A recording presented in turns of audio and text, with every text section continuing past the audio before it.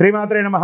జ్యోతిషాస్త్రంలో కొన్ని చిన్న చిన్న చిట్కాలు, జ్యోతిషాస్త్రంలో ఉన్నటువంటి రహస్యాలు మీకు తెలుసా? సూర్యుడు పితృదేవతల్ని దూషిస్తే రవికి కోపమట.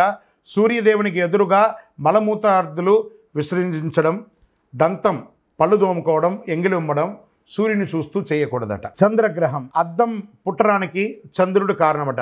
అందుకే అద్దంలో దిగంబరంగా బట్టలు లేకుండా నిలబడడం, వెక్కిరించడం ఇలాంటి పనులన్నీ చేయకూడదట. దానివల్ల ఆరోగ్య క్షీణం అవుతుంది అంటారు. కుజగ్రహం అప్పు ఎగ్గొడితే కుజరికి కోపమట.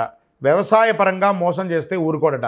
కాబట్టి వ్యవసాయదారుల్ని చాలా చక్కగా చూసుకోవాలి. బుధగ్రహం బుధుడికి చెవిలో వ్రేలు పెట్టి తిప్పుకొనడం, ఇలా పెట్టుకోవడం. మనకు తాళాలు ఉంటాయి చూస్తారా, స్కూటర్ తాళం, కారు తాళం, లేకపోతే పిన్నీసు, దాన్ని పెట్టుకొని గిక్కోవడం ఇవన్నీ ఇష్టం ఉండదు బుధగ్రహానికి.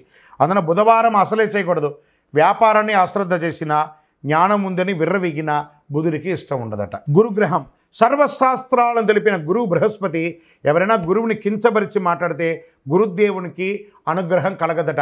మన టీచర్స్, మన ఉద్యోగస్తులు, పై అధికారులు, బ్రాహ్మణోత్తములు, గురువులు, ఎవరెవరైతే మన యొక్క వృత్తి వ్యాపారంలో ఉన్నటువంటి గురువులు, ఏ గురువునైనా కూడా నిందించకూడదు. తుల్య నిందార్ స్థితిర్మౌని, సైలెంట్గా ఉండాలట. గురువుని ఎక్కిరించి మాట్లాడడం, లెక్చరర్స్, టీచర్స్ వాళ్ళందరినీ అలా చేయడం వల్ల గురువుకి కోపం వస్తుందట.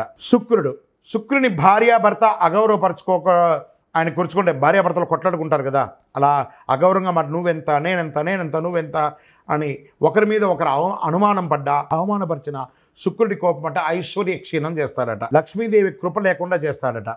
ఆ యొక్క శుచి శుభ్రత లేని చోట కూడా శుక్రుడు ఉండడట. మనుషుల గొడవలు లేని చోట మాత్రమే ఆయన ఉంటారు. మరి శని భగవానుడు శనికి పెద్దల్ని కించపరిచినా, మరుగుదొడ్లు శుచిగా లేకపోయినా చాలా కోపం వస్తుందట. తల్లిదండ్రులను చులకగా చూసినా కోపం వస్తుందట. సేవకు వృత్తి చేసిన, సేవ చేసిన వారిని కాపాడాలని ఆయన కాపాడితే చాలా ఆనందపడతాడట. నలిగిన బట్టలు, పాత బట్టలు, తలస్నానం చేయకుండా ఉన్నా కూడా దరిద్రమేంట శని భగవాన్. మాకు చుండ్రు వస్తుందండి, మా తల ఎంట్రుకలు రాలిపోతుందండి, ఇవన్నీ దరిద్ర చిహ్నం. నిత్యం ఎన్నిసార్లు ఉదయం సాయంత్రం స్నానం చేసినా తల మీదకి వెళ్ళి స్నానం చేయాలంటే పడక మీద నుంచి పడుకొని వస్తాం, మన శుభ్రత కోల్పోయినట్టే కదా.